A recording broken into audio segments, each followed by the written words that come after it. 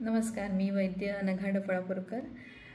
जे आरोग्यप्रेमी रुग्ण असतात ना, विशेष करून ज्या 40-50ल्या स्त्रिया आहेत त्या आपल्या वजनाविषयी खूप जागरूक असतात आणि ते नेमकं ह्याच काळामध्ये वजन बऱ्यापैकी वाढलेलं असतं आणि ते काही केलं कमी होत नाही. म्हणजे या वयाच्या अगोदर जरा प्रयत्न करून पटकन एक 5-7 किलो वजन तरी लवकरात लवकर कमी करण्याची सवय लागून गेलेली असते. पण एकदा का तुम्ही 40शी ओलांडली की वजन असं ठाण मांडून बसतं शरीरामध्ये की हालता हलत नाही. मग त्यातून नैराश्य येतं आणि मग कशाला प्रयत्न करायचे असं पण वाटायला लागतं. पण आपण जर त्याचं कारणांचा मागोवा घेतला आणि कशामुळे नक्की हे घडतंय हे जाणून घेतलं तर आपली निराशा कमी होते आणि आशेचा किरण दिसायला लागतो. याच्यात मेनली हे लक्षात घ्या की प्रत्येक शरीर हे त्या वयामध्ये काहीतरी एक प्रतिक्रिया देत असतं. तरुणपणातलं शरीर हे कायमस्वरूपी तसं राहील का? तर नाही राहणार आहे. शरीराची झीज ही होत जाणार आहे. आपली मानसिकता काय आहे, आपलं शरीराची प्रकृती काय आहे, आपण कुठल्या घरामध्ये काय जीन्स घेऊन जन्माला आलो आहोत, आपले ऑक्युपेशनल हॅझार्ड्स काय आहेत, अशा अनेक गोष्टी त्याच्यामध्ये असतात की जे आपली या 40-50ली हेल्थ ठरवत असतात.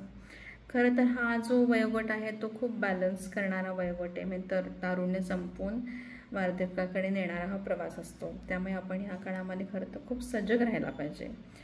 तर हे जे स्थूलत्व वाढतं या काळामध्ये 40-50च्या वेळेला त्याचे काही कारणं आहेत. त्यातली मेन कारणं म्हणजे कुठली? तर आपण पूर्व आयुष्यामध्ये जर काही हॉर्मोनल ट्रीटमेंट्स घेतल्या असतील कुठल्याही कारणाने, जसं की PCOD PCOS असेल तर तेव्हा घेतली असेल, किंवा इन्फर्टिलिटीची ट्रीटमेंट म्हणून घेतलं गेलं असेल, किंवा काही कुठले मोठे गंभीर आजार झाले असतील म्हणून हॉर्मोनल ट्रीटमेंट घ्यावी लागली असेल, किंवा काही पोस्ट हिस्टेक्टॉमी असं काही घेतलं गेलेलं असेल, किंवा कुठल्याही प्रकारच्या सर्जरीने जर का तुम्हाला अनेकदा सर्जरीला फेस करावं लागलं असेल तर अशा स्त्रियांमध्ये वजन वाढताना दिसतं. दुसरा एक गट असा असतो की ज्यांना हे काही झालेलं नाही आहे पण त्यांची प्रकृतीच कफ पित्ताची आहे. म्हणजे 3 दोषांपैकी कफ आणि पित्त प्रिडॉमिनंट आहेत. ज्या लोकांमध्ये गोड खूप खाण्याची सवय आहे किंवा स्निग्ध पदार्थ खूप खाण्याची सवय आहे त्या लोकांमध्ये पण या काळामध्ये वजन वाढताना दिसतं, जे पूर्व आयुष्यात दिसत नसतं. असून असं काही लोक असतात की ज्यांची पूर्ण लाईफस्टाईलच सेडेंटरी आहे. जीवनशैली ही पूर्णपणे इनॅक्टिव्हिटीनी भरलेली आहे. म्हणजे जसं की आपण बहुतांशी आता शहरीकरणामुळे ज्या स्त्रिया आपण कामं करतो ती बहुतांशी बौद्धिक कामं असतात.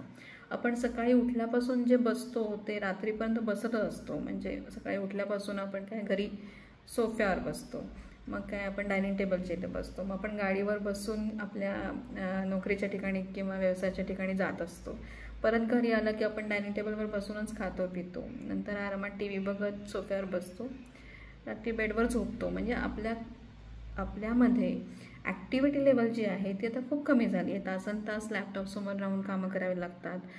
या अर्थाने जी सेडेंटरी लाईफस्टाईल आहे त्यामुळे सुद्धा याचा परिणाम या वयातल्या न हलणाऱ्या स्थूलत्वाकडे त्याचा परिणाम झालेला असतो.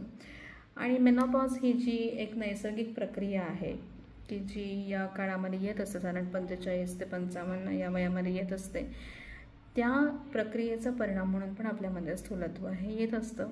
कारण ती शरीराची एक प्रतिक्रिया असते. एक गोष्ट बंद झाली की दुसरं काहीतरी घडणार शरीरामध्ये. त्या काळात ह्या काळामध्ये जर आपण आता निराश न होता आपल्या प्रयत्नांमध्ये सातत्य ठेवलं आणि आयुर्वेदाने सांगितलेली जी जीवनशैली आहे अतिशय सिंपल आहे पण तीसुद्धा आता पाळणं लोकांसाठी एक चॅलेंज झालं आहे. कारण आपण आता रात्रीचा दिवस करायला लागलो आहोत. तर काय फक्त लक्षात ठेवायचं की संध्याकाळी रात्री लवकर झोपायचं, म्हणजे लवकर जाग येते. लवकर जाग आली की आपल्याकडे व्यायामाला वगैरे छानसा वेळ असतो. व्यायाम झाला की अभ्यंगाला वेळ असतो. त्यानंतर योग्य वेळेमध्ये खाणं पिणं ठेवायचं. आपल्या पित्ताच्या काळामध्ये 10 ते 2 या काळामध्ये तुमचं खाणं पूर्ण झालेलं पाहिजे. संध्याकाळी सूर्यास्ताच्या अलीकडे आपलं जेवण झालं पाहिजे आणि मग त्या अर्थाने आपलं जेवण आणि रात्रीची झोप याच्यामध्ये आपल्याला 3 तासाचं अंतर जे ठेवायला लागतं ते आपोआपच ठेवलं जातं. तर अशा पद्धतीची जर लाईफस्टाईल ठेवली आणि योग्य तो व्यायाम आपण करत राहिलो, आपल्या डाएटमध्ये योग्य ते चेंजेस वैद्यांना विचारून करत राहिलो आणि ह्या सगळ्या गोष्टींमध्ये सातत्य राहण्यासाठी प्राणायाम आणि ध्यानाचा आपण त्यासाठी मदत घेतली तर 100% आपण ही जी फेज आत्ता अनुभवतो आहोत स्थूलत्व न जाण्याची 40 ते 50च्या वयाच्या बायकांमध्ये ती फेज नक्की जाते आणि हे आपल्याला करून बघणं गरजेचं आहे. शेवटी म्हटलेलंच आहे ना, प्रयत्नांती परमेश्वर नक्की भेटेल. करून बघायला पाहिजे आयुर्वेदाच्या सहाय्याने. नमस्कार.